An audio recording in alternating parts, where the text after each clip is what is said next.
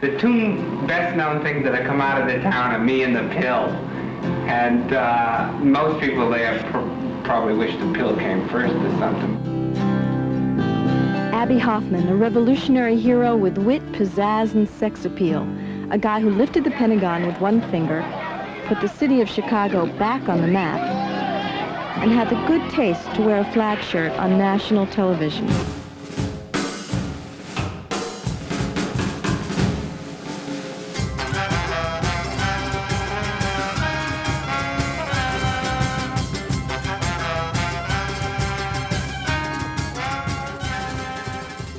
Welcome to Amusing Jews, where we celebrate Jewish contributors and contributions to American popular culture. I'm Jonathan Friedmann. And I'm Joey Angelfield. Producer-engineer Mike Tomren is working somewhere behind the scenes. Amusing Jews is a project of Adat Chaverim, Congregation for Humanistic Judaism, the Jewish Museum of the American West, and Atheists United Studios. Hey, Joey. It's often difficult to get larger-than-life personalities to open up, especially when those personalities are prone to antics, accustomed to large audiences, and most comfortable pontificating. What can we know about their inner lives? Can they be nudged to open up? Our guest today attempted to do just that, with none other than Abbie Hoffman, the famed activist, anarchist, and political provocateur who was the face of the 1960s counterculture. We're delighted to talk with Nancy Cohen, the filmmaker behind My Dinner with Abbie, a candid documentary filmed with Abbie Hoffman at Sarge's Deli in Manhattan in 1987. Nancy, welcome to Amusing Jews. Hi, thank you for having me. So, how did you first become interested in Abbie Hoffman as a subject for your film?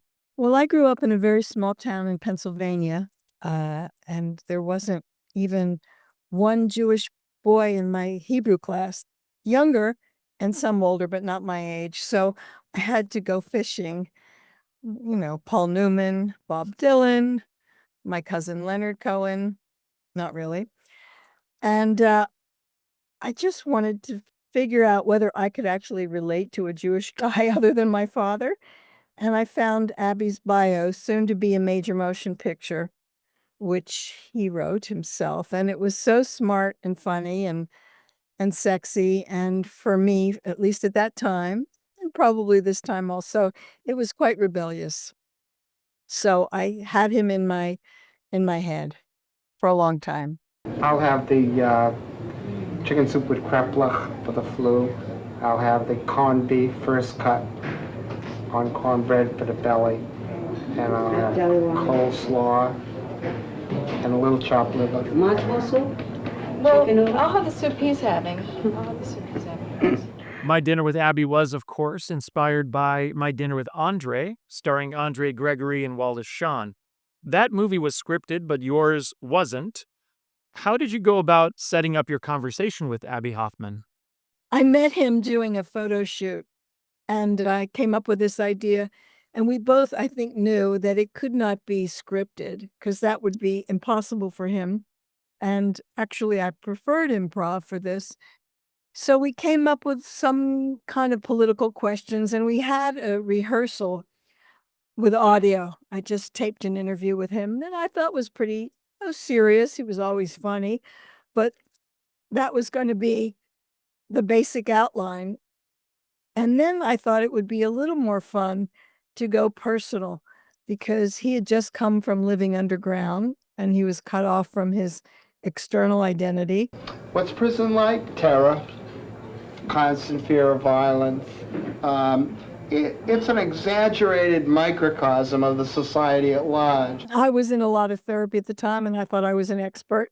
So the idea was to make it, political, but also dig in a little more deeply. Yeah, as I mentioned, you attempted to really get the real Abbie Hoffman on record, and I noticed that sometimes you get very close to getting him to open up, and then he would change the subject or say something funny or do some little antic and distract things. He was a little angry with me before we started the shoot because for some reason, my partner, Howard Katzman, and I thought we should have a closed set so that it would be, he'd be free. And we asked if his partner could be, away from the set. And that made him angry. And so I think he No, he was a tease also. It was part of his nature, and maybe he thought he wanted to see how I would go with the punches, how I would take them. One of the things I do appreciate about the way he handled himself during your meal was that he did effectively use humor as he was conveying some heavier subject matter in the realm of activism and so forth. And I just wish there were maybe a little bit more humor in contemporary activism. Things tend to be very serious these days, and his voice and the way that he did it with the Borscht Belt comedy, I think would go a long way in our contemporary culture. Abbie was fearless, and when you have no fear, you allow your authentic personality to reveal itself. And Abbie was himself. You know, he was a funny person. He just his agenda was for political justice, not for getting a better job, better seat in Congress, anything. He wasn't ambitious for himself in that way.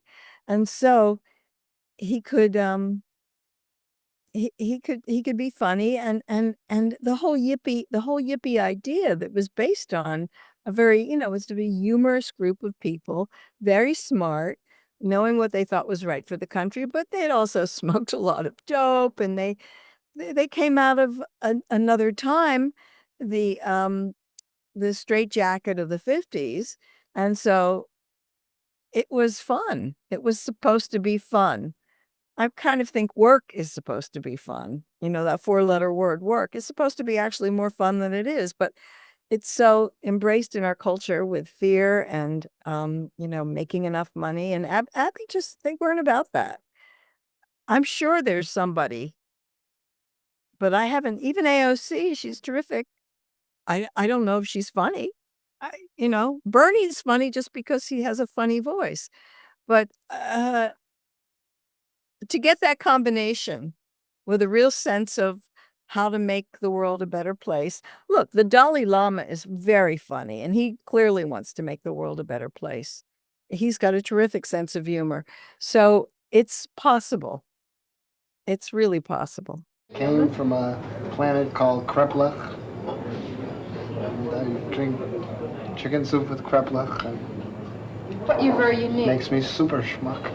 You got Abbie to say some great lines, like calling himself Super Schmuck from the planet Kreplach, and saying he's the most famous person to come out of Brandeis University, and also the most humble. It seemed like he was using humor to deflect from your more penetrating questions. Was he as open and vulnerable as you had hoped? No, in a word. I thought he would really go with it, but as I said, he had his own. His mood was a little different when we started. He had actually said to me before the shoot that he wanted to play the flirtation card. He thought that would add another layer to the interview. And I wasn't sure that was such a good idea because I was trying to be a very professional, well, obviously not Barbara Walters, but I thought I was being professional. And but okay, if you want to do that. And then he was actually a little angry at me. How old are you? Huh? How old are you? I don't tell my age. It's not relevant. Isn't that a little unfair? I mean, you know my age. I don't know your age. Life isn't fair. All the time. The Kreplachs are good. Don't bet your life on the next answer you get to the next question. But he studied psychology at Brandeis. He knew what I was going for, but I think he wasn't able to reveal it publicly, or he just, I don't know what went on in his head. He just didn't feel that he could, and maybe my questions weren't, I thought they were penetrating, but maybe they were too on the nose. I don't know. I mean, I think that's for the audience to really decide how they view it. I think his answers were as telling as him saying, "Oh yeah, my mother left me with a can of soup," and that kind of thing, because avoidance it tells a lot. Do you think of yourself as a sexist at all? I don't think of myself as an ist. period. I don't think in terms of ists. Dissident didn't have an I ist. thought I once read you called yourself a macho feminist. That's an ist. Yeah, but that would be playing with it's a contradiction there that's meant to enlighten or confuse people. Yeah, so throughout the movie, Hoffman had a tendency to mansplain and talk over you as well, which to me reflects both the hypermasculinity within the counterculture as well as the typically Jewish conversational style, which scholars call high involvement cooperative overlapping. How did you keep your cool and keep him on track during the interview? Well, he wasn't the only one on drugs. No, kidding. I wasn't on drugs. I wasn't on drugs, but I was nervous because we took out insurance to use the restaurant.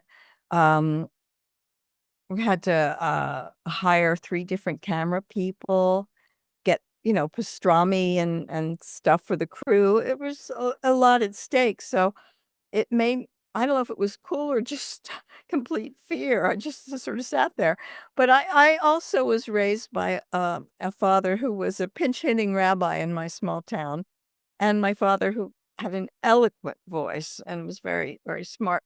Once he started a conversation, that was it. It would go on. So you just learn not to interrupt and let him speak. And I'm a patient person, and perhaps he saw that in me and took advantage of it. I'm very patient. This was actually the first time I had ever interviewed somebody, except when I was about 10 years old. My father, whom I mentioned before, also had a movie theater, and he had a radio show called From Me to You, and I interviewed my cousin, who was about 9 at the time, on what she thought of the movie Old Yeller. So I had never, ever done this before. What did she think of the movie? Oh my God. Well, we were a dog family. I still haven't gotten over Old Yeller's death. Enjoying the show? Click like and subscribe. The movie revolves around Abbie turning 50. He even gets a birthday cake to celebrate that milestone. He sadly killed himself 2 years later. Do you think he was discontented with the aging process? Who's content with it? I mean, wait. The golden years are anything but. Yeah, I think well, one, he didn't have the attention that he had had before he went underground. He had been invisible for a while, and so he was discontent with trying to, put himself back in the media, which I think he was doing quite well because he was brilliant and funny, but there still was a jump he had to make. And also, as an adult in America, he had not done the adult things, gotten a pension, life insurance, all those things which I also haven't done, which prepare you to sort of at least accept the aging process. So I think it was tough. I mean, he talks about it in the film. He doesn't run as fast as he did, those kind of things. Um, but he was just as quick. And, it's just a shame. It's just a shame, really. He'd be old now. Sorry, no, I think he would probably be, it would be a little hard for him now to get out there and lead the band, but he would be blowing in the ears of others who could lead the band. Did you get a sense that he was maybe suffering from depression or anything during the little chat that you had? I only knew that privately because I found out later, and that explained his condition, if you want to call it a condition.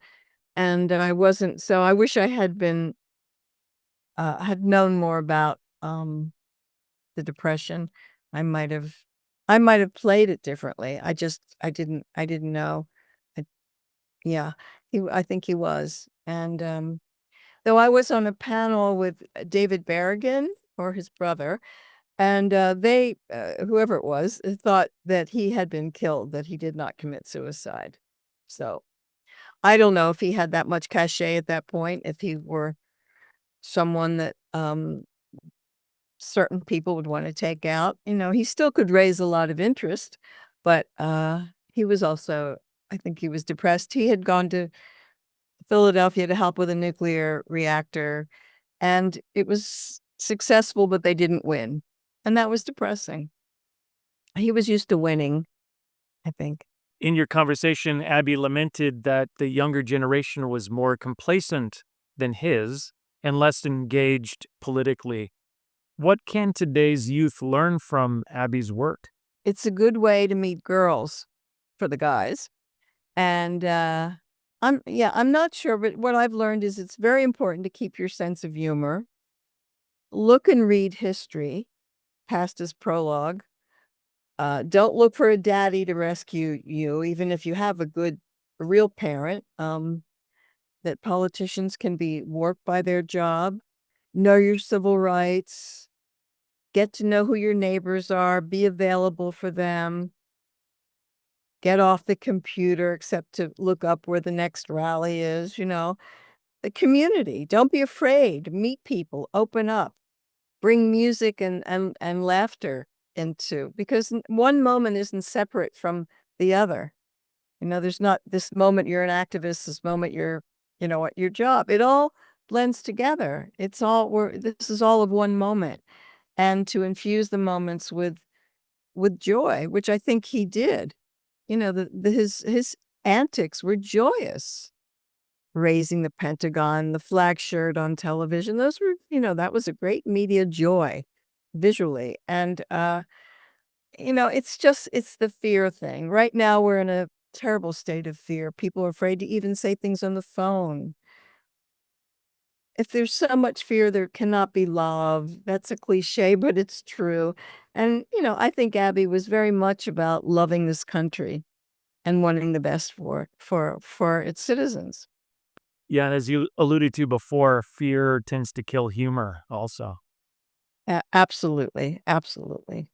Abbie Hoffman died before he was able to see My Dinner with Abbie. Do you think he would have liked the movie?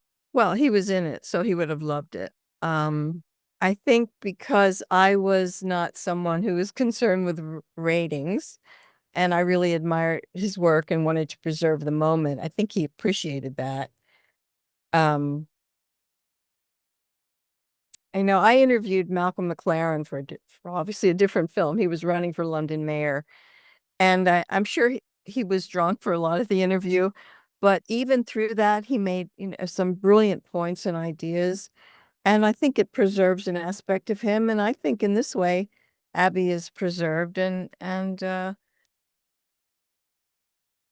he gave a lot of talks where he did his shtick, and they were wonderful. He perhaps pontificated, but he had his lines down.